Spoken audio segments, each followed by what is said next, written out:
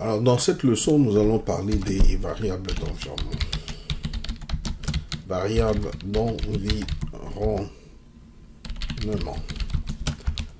Alors, une variable d'environnement est une variable dont la valeur est définie par le système au démarrage. Ces variables d'environnement, en fait, fournissent des informations relatives à l'environnement de chaque utilisateur. Ce sont des variables dynamiques.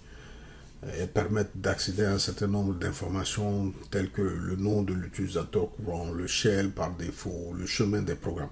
Et ces variables sont utilisées par le système lui-même et peuvent être aussi utilisées dans les shell scripts si besoin se trouve. Ok? Alors pour lister les variables d'environnement, il faut taper la commande print environnement. Comme ça, print env. Ça permet de lister toutes les variables d'environnement et cela vous permet de voir aussi les valeurs de ces variables-là qui sont configurées pour l'environnement de l'utilisateur courant. Comme par exemple ici vous avez la variable langue, c'est sur l'anglais US. Vous avez la variable hostname qui pointe sur le nom complet de la machine, variable éditeur qui pointe sur la variable Vim, du moins sur l'éditeur Vim. Et vous avez un certain nombre d'autres variables d'environnement telles que user qui pointe sur l'utilisateur courant qui est Eugène, le home ça pointe sur le répertoire de base de l'utilisateur courant qui est home Eugène, la variable mail qui pointe sur le répertoire de mail de l'utilisateur Eugène, etc. Vous avez le shell qui pointe sur le shell par défaut de l'utilisateur courant, etc. Une des variables qui est beaucoup plus utilisée par le système, c'est la variable path. La variable path est utilisée pour la recherche du chemin des commandes. Donc si vous tapez en fait une commande à partir du prompt, le système recherche dans ses répertoires ici cette commande-là. Si la commande est trouvée dans l'un de ces répertoires, alors la commande est automatiquement exécutée par le système. Par contre, si le système n'arrive pas à trouver la commande que vous tapez dans l'un de ces répertoires ici, vous aurez un message d'erreur à l'écran pour dire tout simplement que la commande n'existe pas. Donc, quand vous installez un nouveau programme sur votre système, vous devez ajouter le chemin de ce programme-là dans le path pour permettre au système de pouvoir retrouver les commandes de votre programme. Ok, donc ça c'est une variable très importante. Ok, alors pour par exemple afficher la valeur d'une variable d'environnement à partir de votre prompt, il suffit de faire echo suivi de symbole $, suivi de la variable. Ok, donc ici par exemple si je veux connaître le login name de l'utilisateur courant, c'est ce qu'on appelle le nom de l'utilisateur. Vous voyez que ça me retourne Eugène, ce qui est l'utilisateur courant ici. Donc de la même manière, vous pouvez accéder à ces informations dans vos bash scripts. Ok. Alors comme je l'ai dit tantôt, les variables d'environnement sont des variables dynamiques et ils dépendent de l'environnement dans lequel vous vous trouvez. Par exemple, si je change d'utilisateur, je deviens l'utilisateur Olivier. Si je fais print environnement, vous allez voir que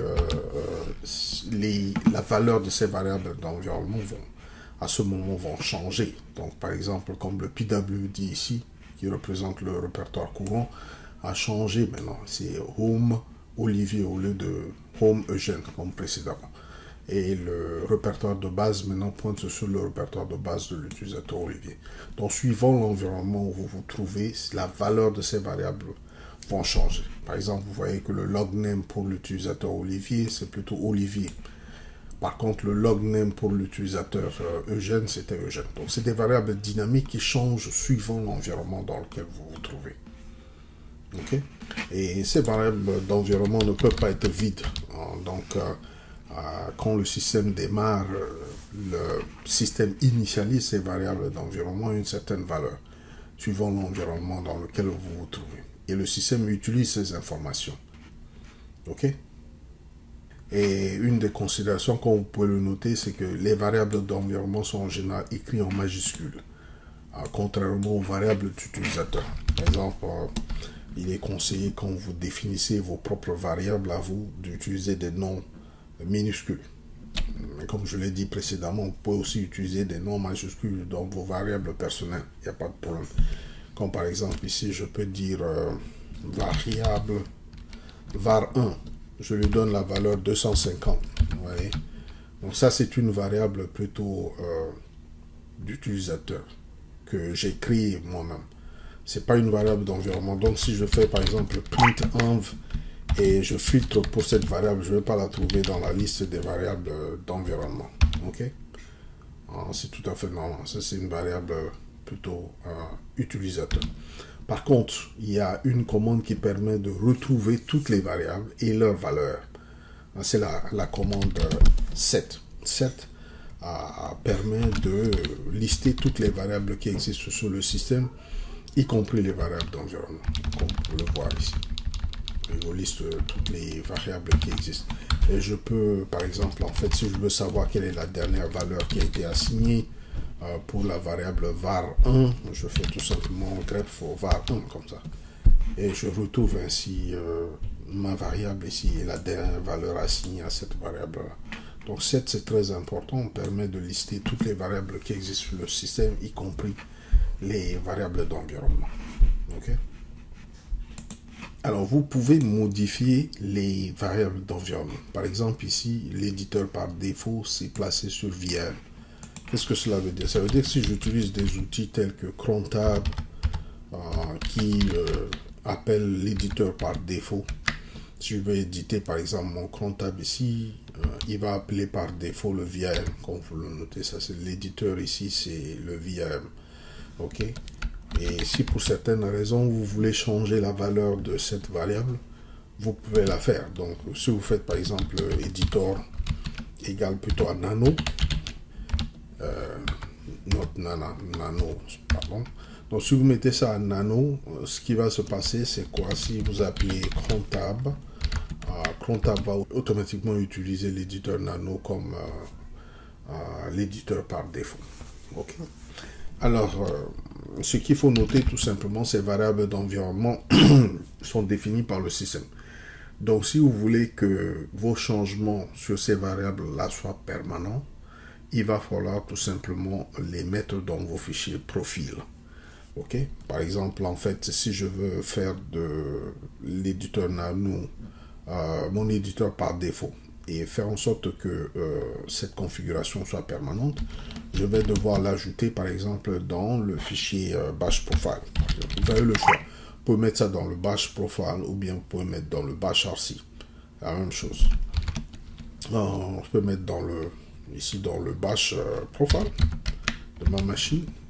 Et je viens ici, je mets tout simplement export éditeur égal à nano par exemple.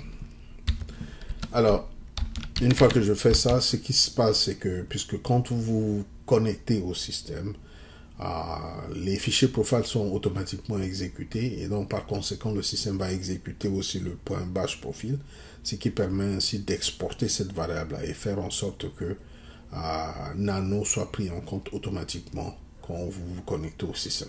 Il devient, si vous voulez, l'éditeur par défaut dans votre système. OK. Donc ici, par exemple, je peux faire un source bash profile pour faire en sorte que la nouvelle valeur soit prise en compte immédiatement. OK. Si je fais encore un nouveau éditeur, donc vous allez voir que ça pointe maintenant sur nano. Donc, c'est des variables que vous pouvez modifier. Vous pouvez utiliser dans vos scripts, comme je l'ai dit ici. Vous voulez accéder à la valeur, vous mettez tout simplement $ suivi du nom de la variable. Par exemple, si je fais hostname ici, il m'affiche le nom complet de la machine ici. Alors, pourquoi faire l'export? Je vous donne un exemple. Une variable, par exemple, quand elle n'est pas exportée, ne peut pas être accédée. Ça veut dire sa valeur ne peut pas être accédée par les sous-shells. Je vous donne un exemple. Avec var1, on a vu que la valeur de var1, c'était 250. C'est ce qu'on a configuré. 250. Maintenant, si je lance un nouveau shell à partir de ce shell-là, ce nouveau shell devient le shell fils. Donc, je suis sur un nouveau shell-là. Maintenant, regardez, si je fais echo $ suivi de var1, pardon, c'est en minuscule var1, vous voyez que le sous-shell là ne connaît pas la valeur, ne peut pas accéder à la valeur 250. La raison, c'est que je ne l'ai pas exporté. Il faut exporter la variable pour permettre à tous les sous-shells d'accéder à la valeur de cette variable. Alors, je vais sortir de ce sous-shell, me repartir sur le shell précédent. Et maintenant, exporter la variable var1. Export var1.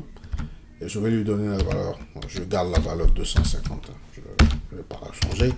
Et maintenant, regardons si on lance un shell fils. Et regardez, on peut maintenant en ce moment accéder à la valeur de var1. Donc, il faut exporter les variables d'abord pour qu'elles soient accessibles par tous les sous-shells du même shell. OK? Je vous remercie et à la prochaine vidéo.